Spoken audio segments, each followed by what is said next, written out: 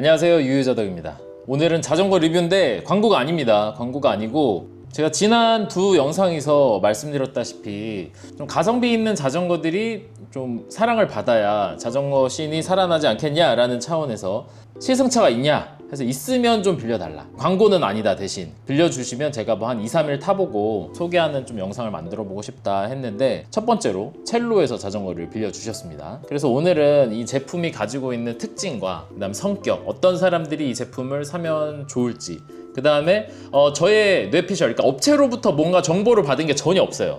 그다음에 제가 가지고 있는 이 뇌피셜로 이거는 어떤 지금 상황에 놓여 있는 자전거인지 뭐 이런 것들 좀 같이 한번 재미있게 이야기를 나눠보는 시간을 좀 갖도록 하겠습니다. 이거는 지금 첼로에서 나오는 첼로 엘리엇이라는 모델이에요. 보통 우리가 입문형 자전거 뭐 얼마면 적당하냐 뭐 이런 얘기 많이 하는데, 자전거에 입문하는 거랑 그 스포츠로서의 로드바이크에 입문하는 거, 이것도 좀 두 개 다릅니다. 자전거에 입문할 때는 뭐 보통 한 뭐 2, 30만 원? 뭐 3, 40만 원? 요 정도 되는 그냥 생활 자전거, 뭐 미니벨로 뭐 이런 것들, 철TV 막 이런 것들로 보통은 구입을 하죠. 그래서 자전거를 좀 타보고 한강에서도 타보고 이렇게 좀 타보다 보니까 재밌네. 그리고 저기 보니까 로드라는 걸 타고 있는 사람, MTB라는 걸 타고 있는 사람, 이런 사람들이 지나가는데 저거 뭔가 좀 더 좋아 보이고 재미있어 보인다, 저로 들어가 볼까 하면서 이제 로드로 들어가면 이제 스포츠로서의 로드바이크에 입문을 하게 되는 겁니다. 그래서 뭐 나는 뭐 10만원짜리로 입문해서 잘 타고 있는데 뭐 100만원짜리, 200만원짜리 입문이라는 게 말이 되나요? 이렇게 말씀하시는 분들이 있는데, 이거 좀 다른 거니까 좀 구분해서 생각을 하자고요. 그래서 어쨌든 저도 생활자전거 한 19만원? 18만원? 뭐 이 정도 되는 중고 유사 로드라고 하죠. 뭐 그냥 로드처럼 생긴 자전거를 중고로 사서 타고 다니다가 이제 로드에 입문을 하게 됐는데, 그때 처음으로 고민을 했던 자전거 중에 하나가 첼로라는 브랜드였어요. 첼로는 여러분들 아시다시피 삼천리에서 나온 브랜드예요. 삼천리라는 브랜드로 그런 생활 자전거들이 나오고, 그 다음에 이제 로드라는 이제 스포츠 영역에서 첼로라는 브랜드가 나오는 겁니다. 물론 이제 MTB도 있고 여러 가지가 있는데 우리는 로드만 다루니까 로드만 볼게요. 그래서 이제 그때 추억에 이제 첼로 자전거를 처음으로 리뷰를 하게 됐어요. 게다가 이건 이제 한국 브랜드고 중국 생산입니다. 뭐 생산 공장은 이제 뭐 인건비랑 여러 가지 인프라 가격 때문에 뭐 중국이나 동남아시아나 뭐 이런 데로 할 수밖에 없어요. 예, 그래서 뭐 그러면 이거를 중국 자전거로 봐야 되냐? 그건 아니죠. 예, 삼천리 첼로가 이제 한국 브랜드니까. 근데 요거는 가격이 360만 원짜리예요. 풀 카본으로 돼 있고, 휠셋도 보시는 것처럼 카본 휠셋이 들어가 있고, 일체형 핸들바에 105 Di2가 들어가 있습니다. 그러니까 스펙적으로는 많이 챙겨줬어요. 제가 처음에 입문할 때랑은 비교가 안 될 정도로 많이 챙겨줬죠. 그리고 가격은 360만 원. 자, 그러면 이게 적당한 가격인가?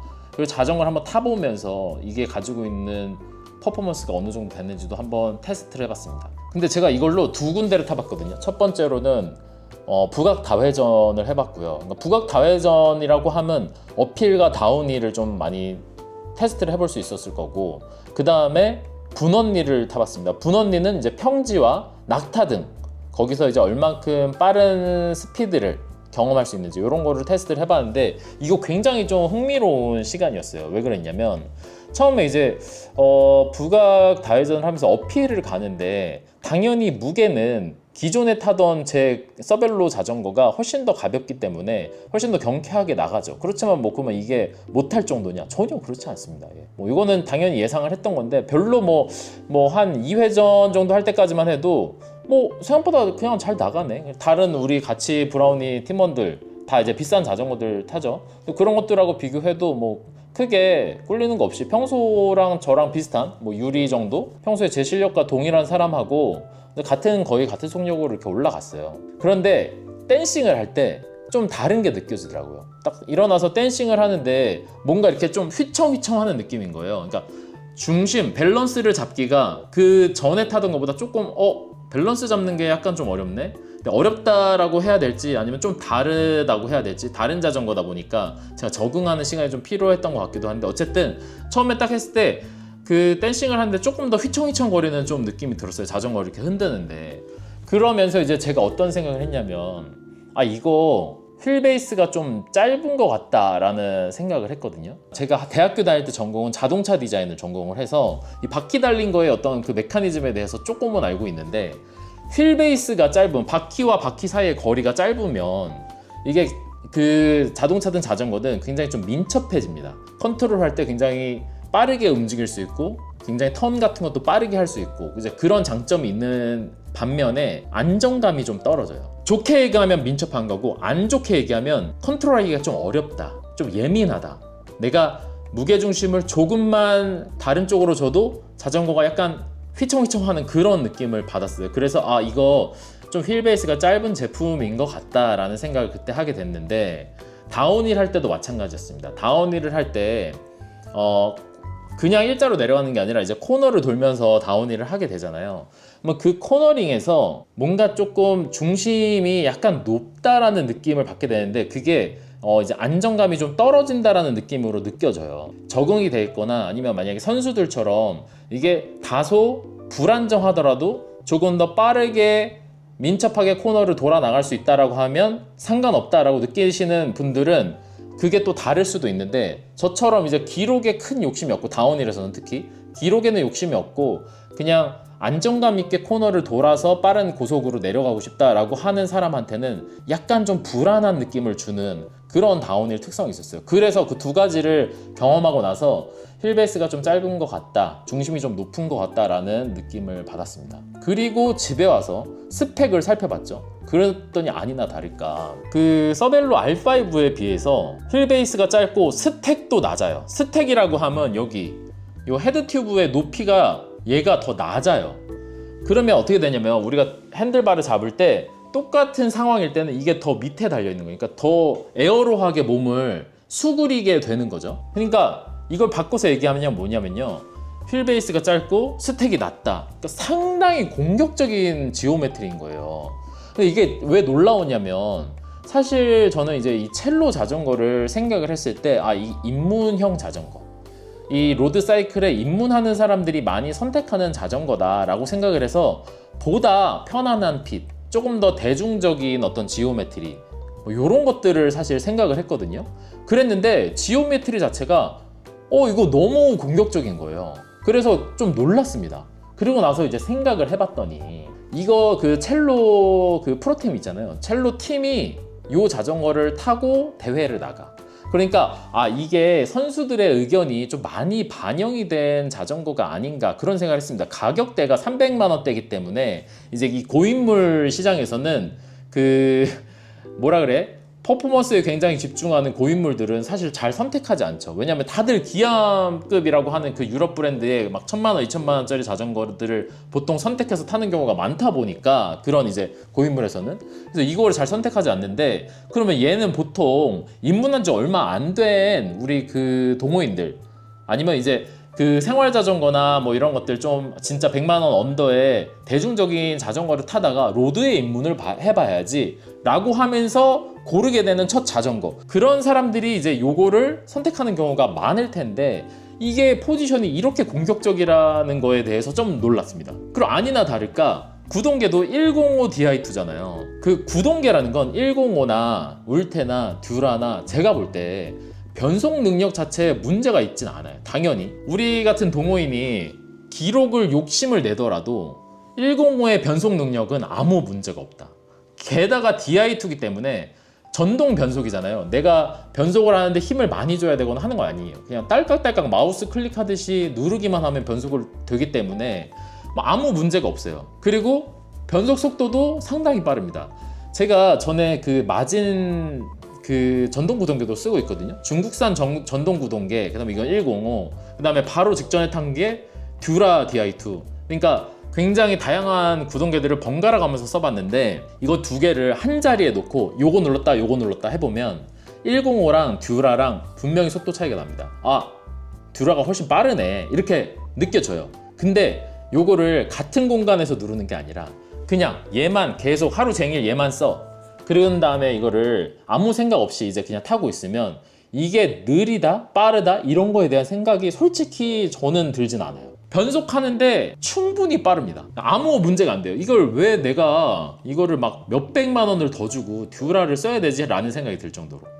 변속 능력은 문제가 안 되는데 이제 문제는 무게죠, 무게.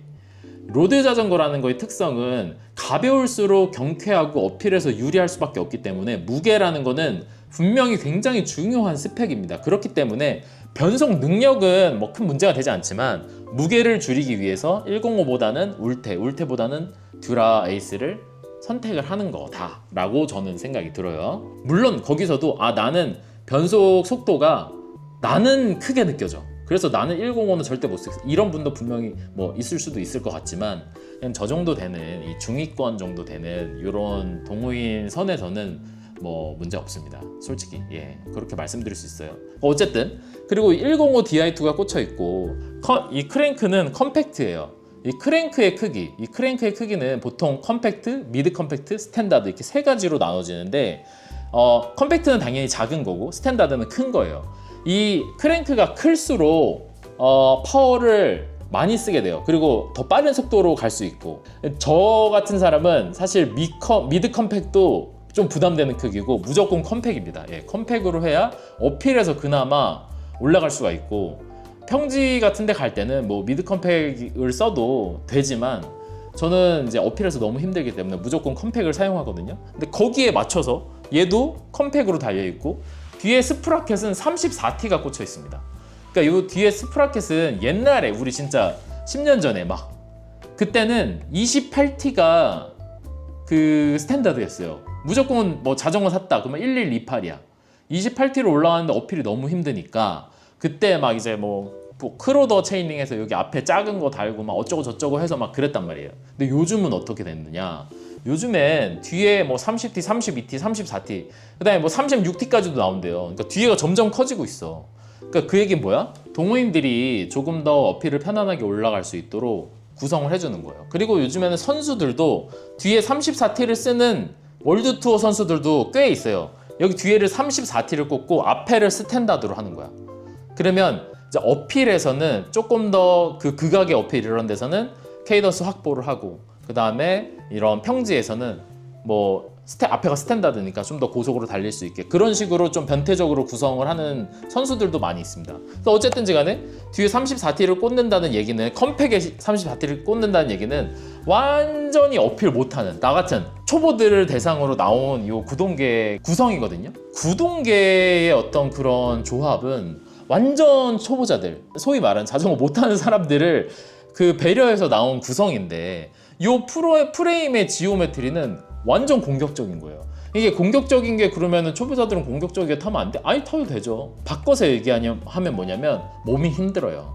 이렇게 더 수그리고 타야 되기 때문에 유연성이 부족한 초보자들 같은 경우에는 금방 피로하고 허리 아프고 그다음에 뭐 자세도 잘 안 나오고 하기 때문에 어깨 아프고 목 아프고 이제 그런 것들이 더 빨리 올 수 있다. 공격적일수록. 그래서 제가 좀 이게 두 가지가 좀 의아하다는 거예요. 그래서 든 생각인데 이 엘리엇이라는 자전거를 처음 기획하는 그 기획 단계의 어떤 책임자는 그냥 초보자들이 타는 게 아니라 정말 선수들이 타도 좋은 성적을 낼 수 있는 그런 자전거였으면 좋겠어 라는 어떤 그런 마음을 가지고 처음에 기획을 해서 이런 지오메트리가 만들어진 거라고 생각을 해요. 근데 이제 그 기획자는 그러하였지만 이거를 판매하는 요 세일즈 쪽에서는 자 그렇다고 해서 이거를 우리 그 막 MCT 나가고 막 그런 아주 고인물 쌉고인물 자전거 엄청 잘 타는 그런 분들한테만 이걸 팔 것이냐? 안 팔리죠 사실. 그런 분들한테만 하면 아마 진짜 팔기 어려울 거예요. 왜냐? 어쨌든 첼로라는 브랜드가 그런 동호인들한테 많이 좀 선택을 많이 못 받기 때문에 그런 부분에서는 좀 어렵다는 거예요. 그럼 가격을 낮춰야 돼.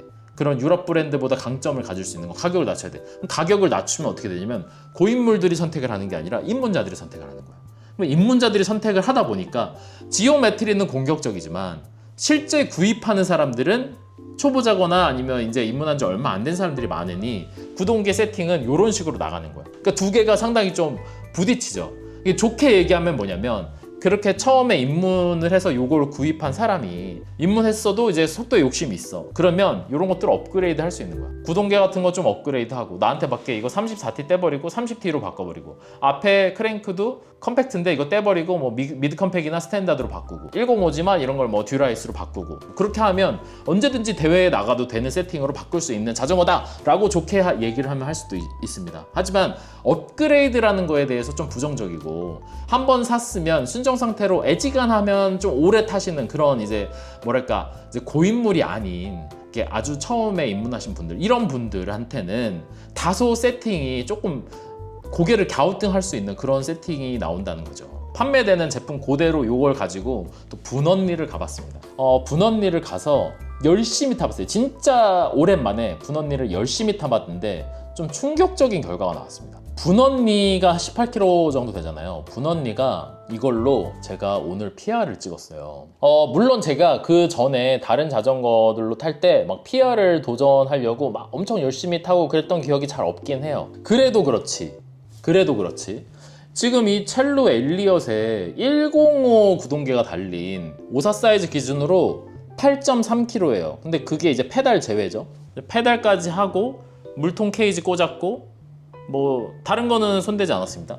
그렇게 하면 이제 뭐 한 8km 중반 정도 나갔는데, 그 전에 제가 R5 타던 게 뭐 6km 중후반 정도 됐기 때문에 거의 2kg에 가까운 무게가 차이가 나니까 무게 차이가 꽤나 나갑니다만 분언리에서 PR을 찍었습니다.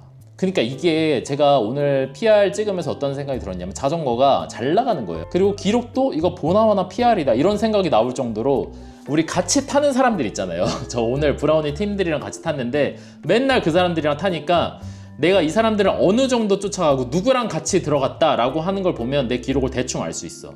근데 오늘은 저보다 잘 타는 사람들하고 큰 차이가 나지 않게 들어왔어요. 그러니까 이거는 PR이다 라는 생각이 들었는데, 집에 와서 딱 보니까 아니나 다를까 PR이더라고요. 그래서 무슨 생각이 들었냐면, 이게 뭐 1,800만 원짜리 자전거를 타나 300만 원짜리 자전거를 타나 기록상의 어떤 그런 유의미한 막 엄청난 차이는 아니에요. 물론 차이가 나긴 나지만, 제가 서벨로로 막 엄청 진짜 요번에 탄 것처럼 침 흘리면서 진지하게 탔으면 뭐 더 좋은 기록이 나왔을 수도 있습니다만, 그렇게 타보지 않았던 거긴 해요.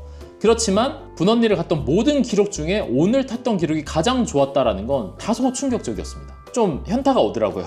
자전거 가격이라는 거에 대해서. 그리고 사실 그렇다고 해서 그러면 비싼 자전거를 타지 말아야 된다 그렇게 생각하느냐, 저는 또 그렇지는 않습니다. 만약에 저한테 지금 자전거를 사라 그렇게 얘기하면, 그러니까 내가 뭐 듀라에이스 구동계를 꽂고 프레임도 아주 경량급으로 해가지고 6kg대 뭐 완성차를 만들고 뭐 이런저런 거를 뭐 다 해서 파워미터도 꽂고 어쩌고 저쩌고 다 해서 내가 진짜 딱 좋아하는 세팅으로 만들었을 때 1,000만 원이 넘으면 절대 안 하고, 그 밑으로는 당연히 더 쌀수록 좋죠. 뭐 900만 원이든 800만 원이든 싸게 살 수 있으면 싸게 살수록 이제 좋은 거고, 맥스 그 정도 선까지는 가능하다는 거예요.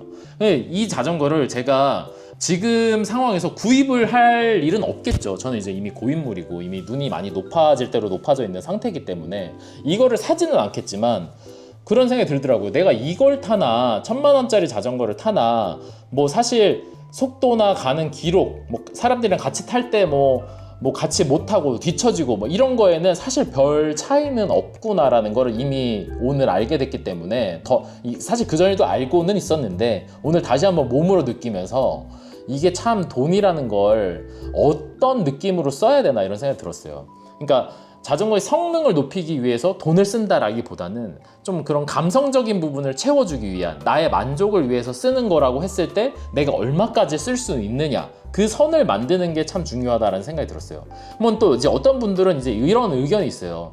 야, 선수들도 그렇게 안 타는데 우리나라 사람들은, 동호인들은 왜 그렇게 비싼 걸 사냐, 참 뭐 꼴불견이다 이런 얘기를 하는데, 그건 아니죠. 왜냐, 선수들은 오히려 비싼 거를 탈 필요가 없어요.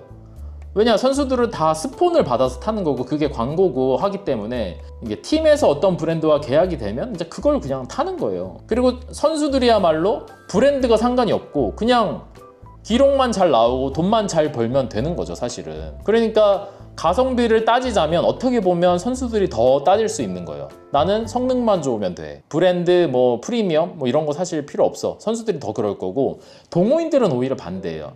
이거를 누가 정해주고 이거 타, 뭐 저거 타 하는 게 아니라 내가 선택할 수 있다 보니까 내가 가지고 있는 어떤 그런 그 이미지라는 게 있잖아요.